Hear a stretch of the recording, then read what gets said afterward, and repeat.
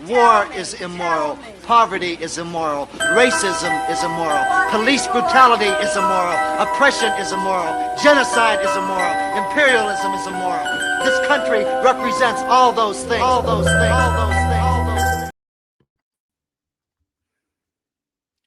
If you've heard of No Kings, you know the 50-51 movement. They organize the rallies. My guest this week on Global Warning is Hunter Dunn, National Press Coordinator. A recent college graduate, Hunter helped organize the Los Angeles No Kings Day protest and other demonstrations across Southern California. According to Hunter, the best way to describe 50-51 is a network of working groups and teams made up of members of local chapters around the country. As National Press Coordinator, Hunter is part of the Communications Working Group and helps lead the Press Sub-Working Group. The first 50-51 protests were what the movement calls a decentralized rapid response to the anti-democratic and illegal actions of the Trump administration and its plutocratic allies. The idea, 50 protests in 50 states on one day, was hatched on Reddit and spread rapidly on social media. In just days, grassroots organizers with no budget, structure, or backing led more than 80 protests across all 50 states. This galvanized millions, bringing together a growing umbrella of organizers and organizations, new and established. On episode 7 of Global Warning, I talk with Hunter Dunn, National Press Coordinator for 50-51, about the movement, the protests, and the organization's resources and calls to action.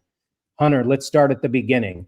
Describe how 50-51 came to be and how'd you end up in the position you are today? Yeah. So 50-51, which, as you covered, stands for 50 protests, 50 states, one movement, didn't initially stand for that. It stood for 50 states, 50 protests, one day. Pretty basic idea was when everyday Americans were looking for some way to resist, they were looking for leaders and they couldn't find any at the beginning of the second Trump administration. We kind of had to do it ourselves. So different ideas were pitched. It was flooding very organically across social media.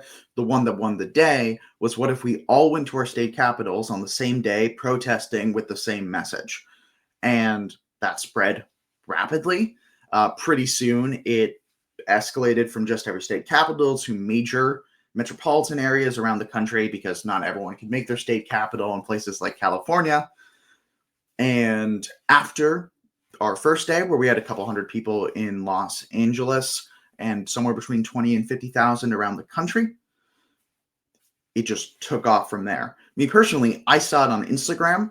I was a college student at Pepperdine University at the time, working on my undergraduate thesis. So I was trying to find, like, where's the nearest one to me? Because there's not going to be one in Malibu.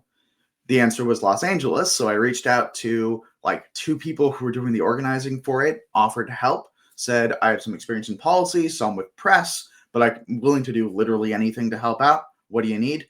Kind of wanted to do policy. I ended up in press. And from there, because Los Angeles is, you know, the home to Hollywood, it's the home to a lot of media that isn't on the East Coast. None doesn't have an East Coast bias. I ended up slowly taking more interviews, giving information, and I kept on not messing up, to the point where other people, other chapters in the movement kept on asking me for help, and people who were already doing the press team asked for my assistance. I helped out with some spreadsheets and stuff, kept on not messing up, and now here I am. So very cool. So what that tells me is that while you are clearly qualified, well-spoken, you know, appropriate for the role, anyone can get involved, and based on their level of activity and their areas of expertise could even grow within the organization. So that's cool, and not something I knew. And kind of the purpose of this whole conversation is to help people understand exactly what the organization is and what it does and what it is not and what it doesn't do. To that end, it seems like everybody's heard of No Kings, my wife included, but not necessarily the organization that runs those assemblies. So what's the difference, just to clarify, between No Kings and 50-51?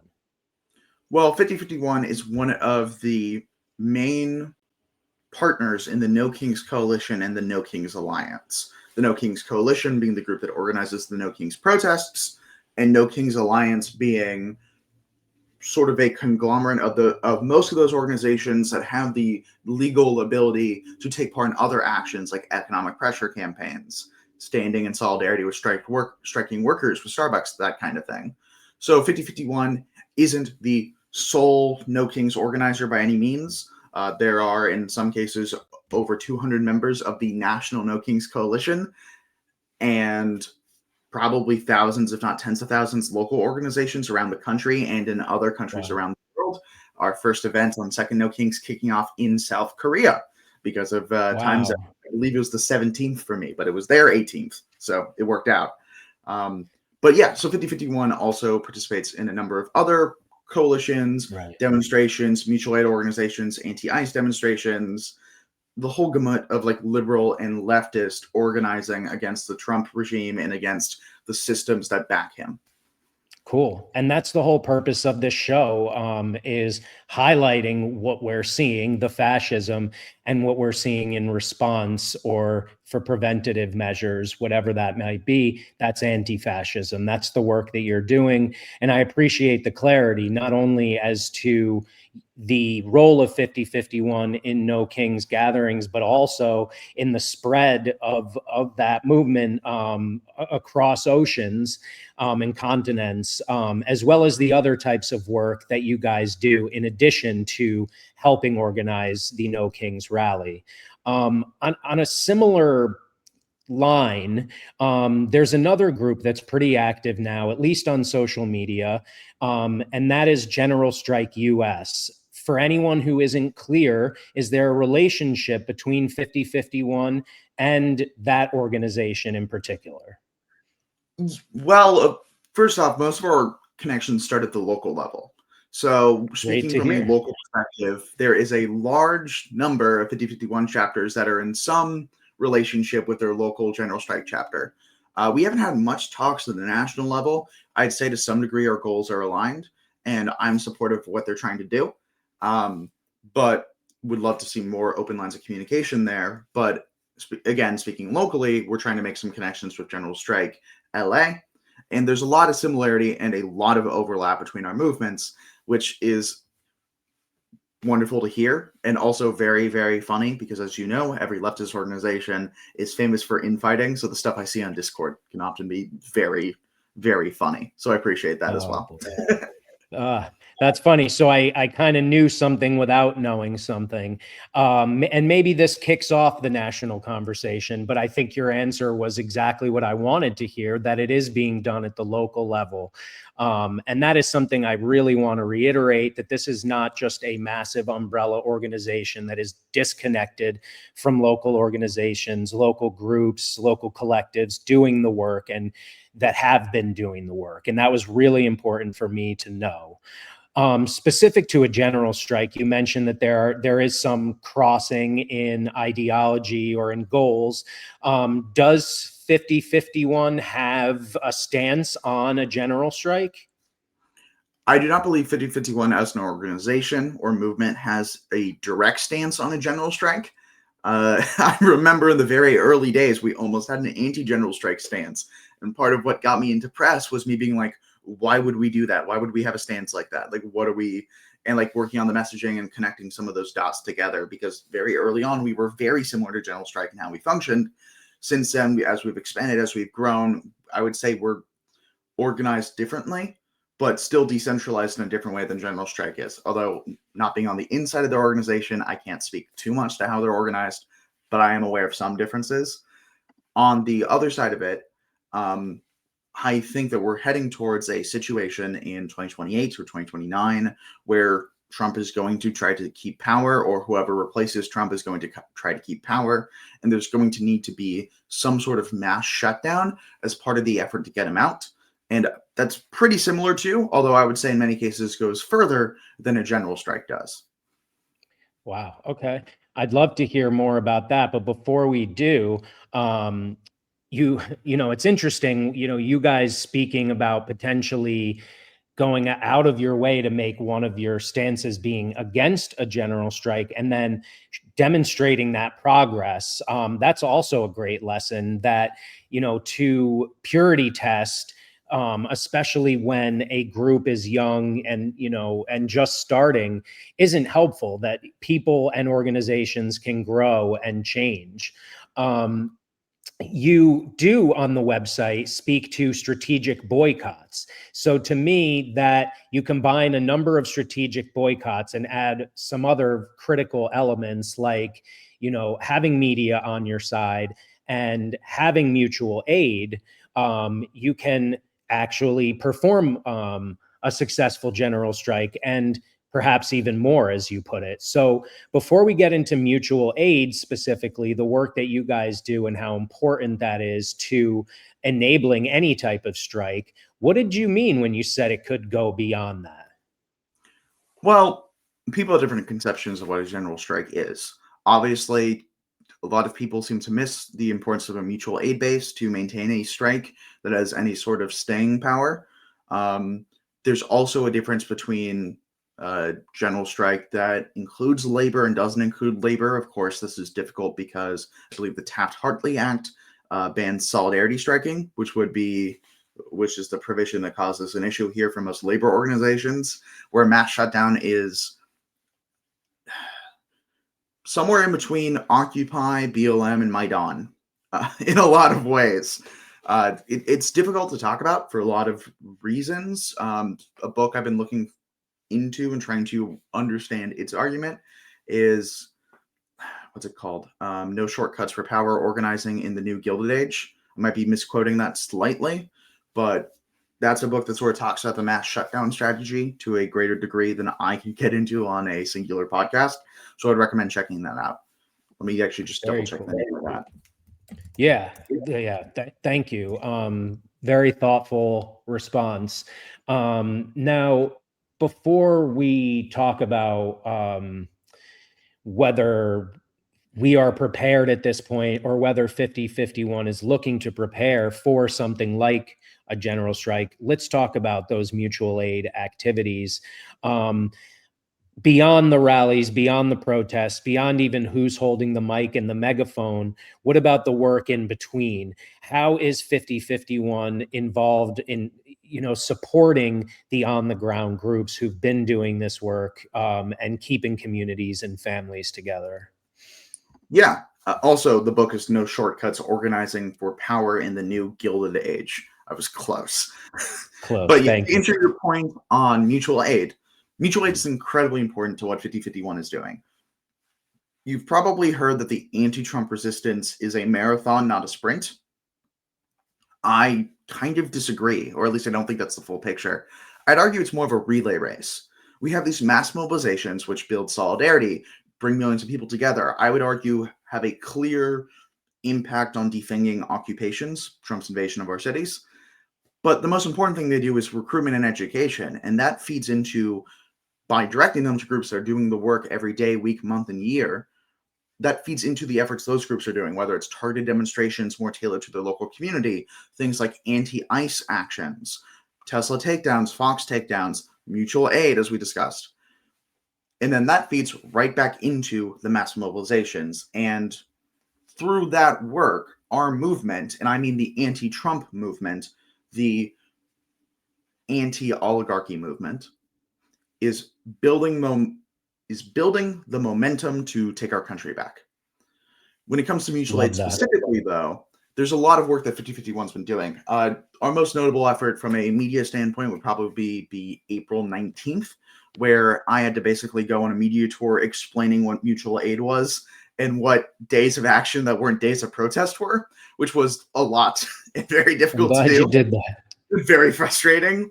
But on that day alone, in just 3 cities, Hartford, DC, and Los Angeles, each of them were able to collect over 2,500 pounds of ready-to-eat food, women's health reproductive products, different important resources for people that were struggling because of specifically the recent imposition of the Trump tariffs. And this is as great. we've been going forward, we've continued to take part in and organize mutual aid efforts. We do something every week my group does in Los Angeles in participation with other organizations we're in coalition with, like March Chant Repeat. We do mutual aid every week at a local park. And other orgs, other chapters of our movement have done a great job of maintaining consistent mutual aid efforts, whether in coalition or on their own, especially when SNAP was shut down. That was, I would say, it was a large uptick of mutual aid during that. There was one effort in Oklahoma, whose name escapes me, that was like particularly amazing, and I was impressed by. So it's important to see the way that these parts of the anti-Trump resistance, which mostly only gets pressed for protests or, you know, bird dogging a representative, is also taking part in the much more important work of mutual aid. Yes. Yes. All right. Well, honestly, if the whole team thinks the way you do, I'm a super fan. Now, one thing I didn't see on your site is a list of demands. As Sarah Nelson showed me 5 years ago when we were talking about how to have a general strike back then, having concrete, concise demands is critical to movement success. So beyond removing Trump and reversing everything he's done, what are your demands? Well, building consensus in a decentralized movement is quite the process. So demands are something we're working on right now. I think I know where they're headed, and I can sort of preface it a little bit, because 5051 as an organization isn't just concerned with Trump and what he's currently doing. It's with the failures of the neoliberal consensus that led to Trump. If we didn't see the same failures and policy decisions in the 80s, 90s, and early 2000s, I don't know if we'd be here today. And so making the changes to prevent another worse, more charismatic and younger Trump in 10 years is priority number 2 after getting the guy out, right? After removing this regime, in some sense, step 2 is making sure this never happens again, which I would argue includes things like universal healthcare, repealing Citizens United, building affordable housing, whether it's, you know, whether you're an abundance bro or you're more populist oriented, which I am with social housing, building and taking advantage of the democratic process to build community power and to make the changes we need to see to prevent a second rise of the alt-right, to prevent a second Trump-like fascist administration. Couldn't agree more. We're getting close to the end. And in fact, I've yet to keep one of these conversations to the goal of 15 minutes, but this has been really informative and I don't want to stop, but let's find a way to do that. We began with the stuff everybody talks about, the stuff that makes people famous, and that's the protest. And let's finish there as well. Let's go back to tactics. Safety. You guys make a point of calling for peaceful protest. And I do understand the validity of optics. But as Ward Churchill taught, MLK would not have been as successful without the threat of Malcolm X and the Black Panther Party. So what do you consider peaceful versus non-peaceful protests? And what is your collective take on perhaps riskier forms of direct action and civil disobedience? Yeah, well, personally, one of the works I'm inspired by is Leo Tolstoy's The Kingdom of God is Within You, which is sort of his manifesto on a number of things, including a more progressive Christianity, something I personally ascribe to, along with what is peaceful and nonviolent direct action. This inspired Gandhi for all his benefits and faults. This inspired MLK Jr. for all his benefits and faults. This has been a very important work. I don't fully agree with it. In fact, whenever I read it, I'm bashing my head into a wall. But I take a similar stance when it comes to what nonviolence and what peaceful protest is. It is not harming people, right? So there's different ideas of what is peaceful, what is violent, what are these different things. I'm coming from it from a human impact perspective. So when I'm talking about peaceful, when I'm talking about nonviolent, civil disobedience is totally included in those things. Because at the end of the day, it's how do we destroy this administration? How do we dismantle it? How do we erode its pillars? How do we replace it with something better? And I don't think we can do that by replicating this administration. I don't think we can use their tactics, whether it's having a cult leader, whether it's extreme violence targeted towards especially minorities. I don't think we can be doing any of those things. So when we're talking about peaceful nonviolent protest, we are talking about specifically what 5051 is doing and is made to do, right? 5051 takes certain actions, isn't willing to do certain things that break with our values, including nonviolence, inclusivity, and conflict resolution. Sorry, that was a tough word. But we're not messaging to other groups or telling them how to protest. We're talking about, this is what we're doing at our events. This is how our events are structured. This is how you know it's us versus not us, right? Perfect A stance. good example is we're very against firearms at protests.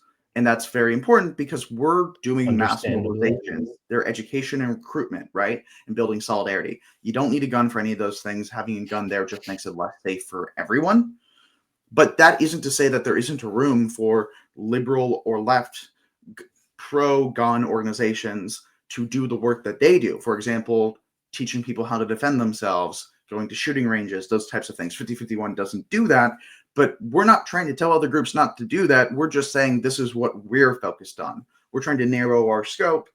For example, that would probably include demands, hopefully soon, to narrow our scope to be the most effective we can be at what we're trying to be, not trying to do everything for everyone.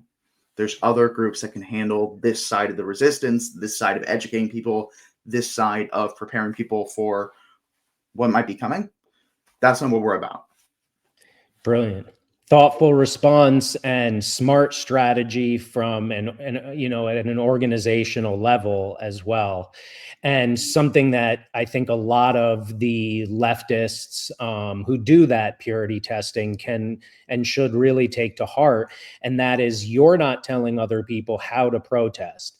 And likewise, they shouldn't be telling large groups how to protest either, as long as they're following certain humanist guidelines or eco-socialist guidelines, right? Like, nobody is talking about harming individuals, and in particular, already oppressed peoples. No one's talking about harming animals, for instance. No one's talking about harming the earth, but not everyone wants to just sit somewhere or stand somewhere and let cops beat the crap out of them. So I think your answer is perfect. There are roles for everybody.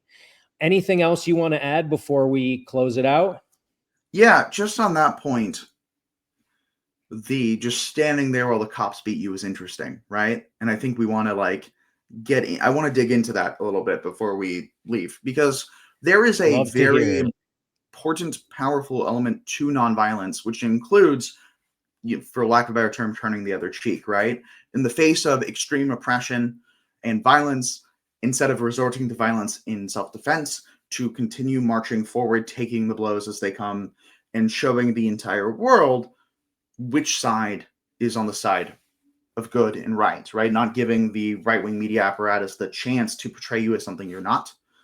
And there's a very important aspect to that. That's not something we would ask everyone to do. That is an important element of civil disobedience, though, something that many people would call spicy and wouldn't associate with an organization like 5051, which is, there's an interesting tension there, right? I just want to pull at that a little bit, because I would say we're absolutely an organization that's in favor of doing that action and participating in those actions. Like, I'm in talks constantly about civil disobedience. Not going to get into that too much.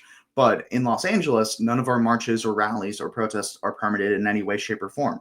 We take the streets. We do it through very effective training. We do it through having a large group of people that are targeted at the same goal. And we do it through showing our community and building trust with our community that this is something we can do.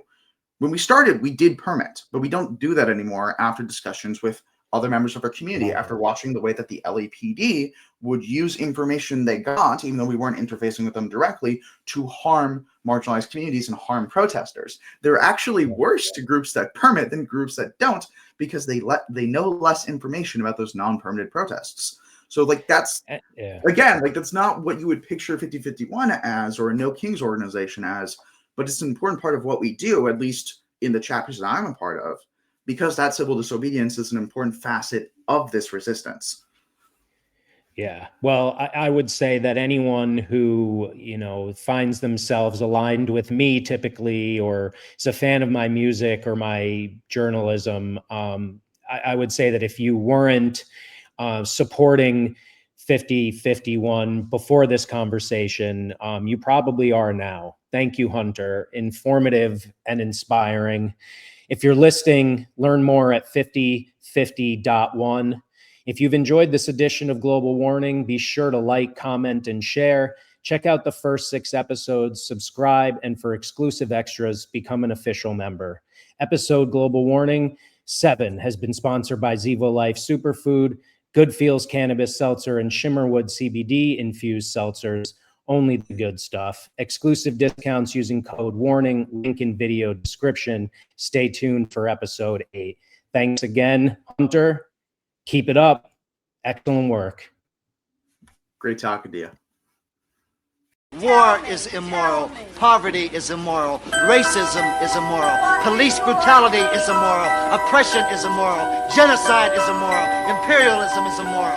This country represents all those things. All those things. All those things.